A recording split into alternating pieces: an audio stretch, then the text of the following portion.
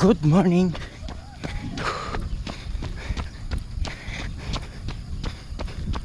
Morning jog again.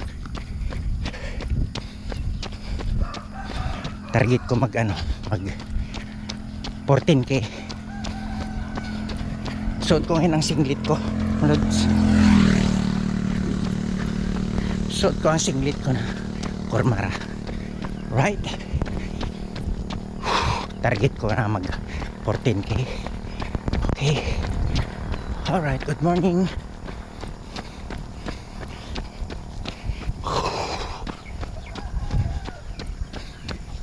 Okay. For this now, buhat nang join ako ng marathon, Malodi. So 4 na araw ngayon, kailangan maintain natin tong mapa para hindi mag off baga. Right. Oh, right.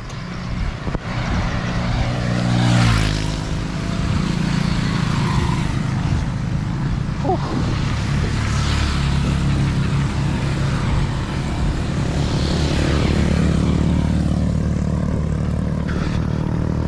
All right.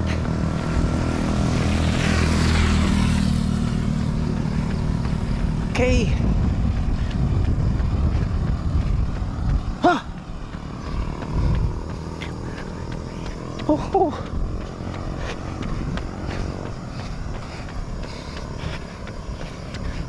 Maintain.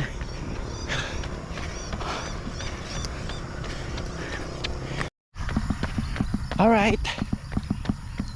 4K.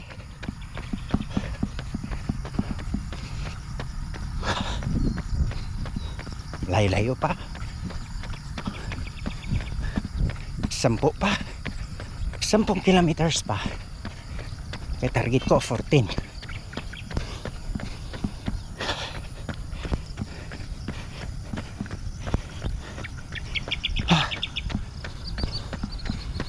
Alright.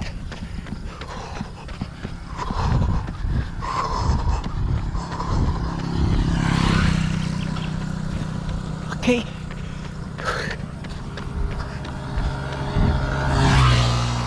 Oh.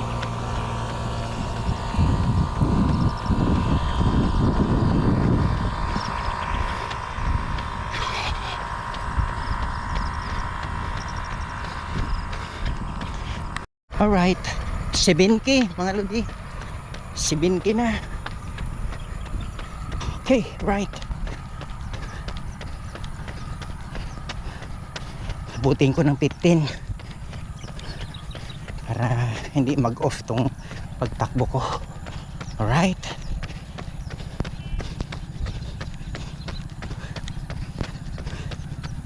Okay.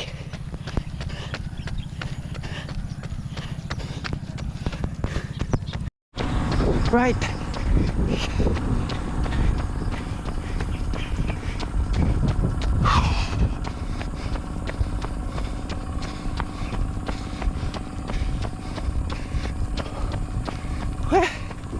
Shit out. 9k mga lodi. 9k na abot na.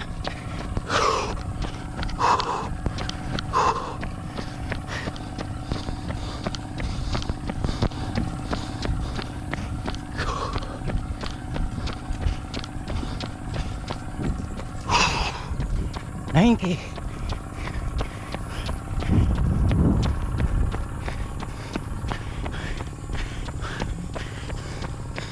Oh. Yan.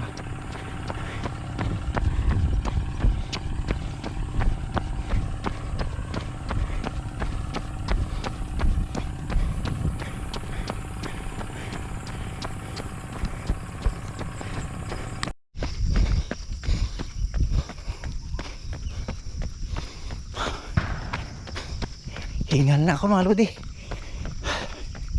Hiningal na.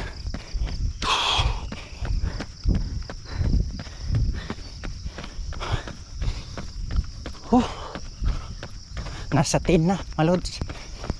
10 km.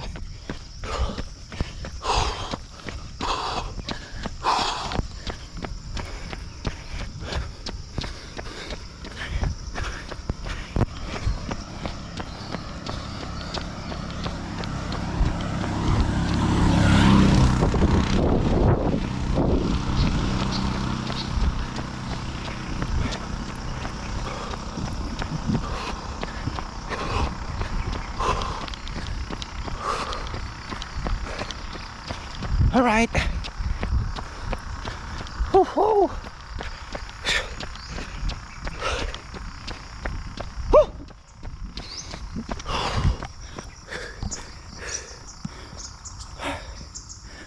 Palm oil. Lakad tayo. Walk 2 minutes. Pagod din. Naka 10 kilometers tayo.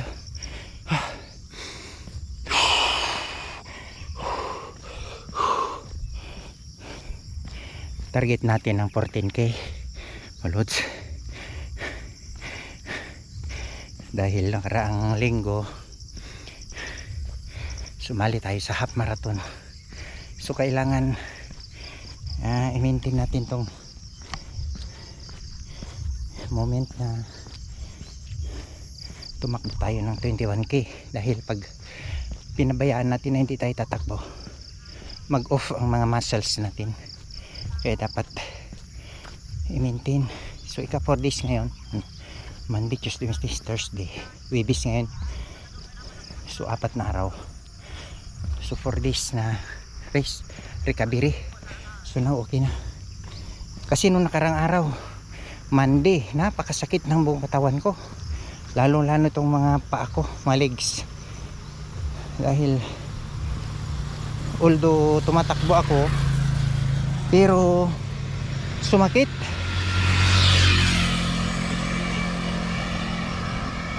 So kasi 4 na araw ako na nag-rest before ng event, so parang although nag-stretching naman ako pero sumakit pa rin siya. So hindi siguro maiwasan talaga na sasakit ang mga legs kahit na tumatakbo tayo. Alright, normal lang, normal. Ika nga, no pain, no gain.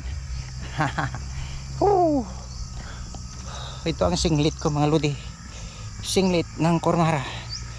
Right, yan, kita ba? Yan o, yun. Right, tingnan na lang. Yan. Okay. Alright. So takbo na naman. Takbo tayo.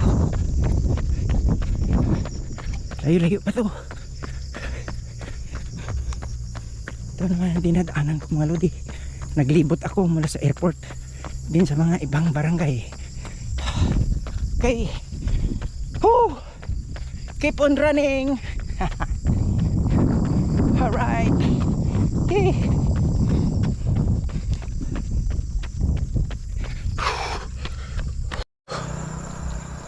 Wala akong hydration na nadala mga lodi. Wala akong tubig. Hey. Mahirap pala walang hydration. Nauuhaw ako at totoo yung lalamunan. Hindi ako nakadala tubig ko. Mahirap pala. Akala ko okay lang. So 11 km na ano ko, walang tubig. Kalimutan ko pang nagdala ng coins or pira ko. Paktay, yun ang mali ko ha. Dapat sana mayroon para nakabili ako ng mineral water dito sa mga store na daanan ko. Wala naman akong kakilala dito. Yan o. Yan. Nasa 11 11k na ang natakbo ko. Inauhaw na. Doon pa ako galing sa kabila. Doon. kabilang barangay. Doon pa nga amin, nasa mga 5 pa or more than 5. So ang target ko is 14 or 15k. So tama-tama to, makarating ako sa bahay. So nasa 11 na. So nasa 1 hour na and 42 minutes na ako. 5:30 ako kanina. 5:15 nag-umpisa. So now is 6:42. More than 1 hour. Alright, shout out. Okay, naglalakad lang ako kay nauhaw. Walang tubig. Kayanin ko nga kung walang tubig. Pero hindi pwede kung ganito na mag-marathon ka or mag-half marathon na walang hydration. Mahirap.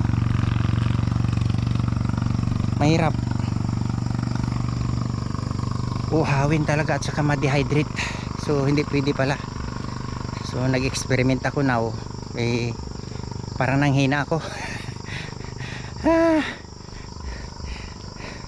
Walang yung tubig. Dapat every 2 kilometers yan mayroong hydration. Gaya nung nag-marathon kami. Sumali ako ng marathon is every 2 kilometers mayroong hydration checkpoint. Now wala. So kakayanin ko to. Alright, keep on running. Woohoo! Yeah. Takbo.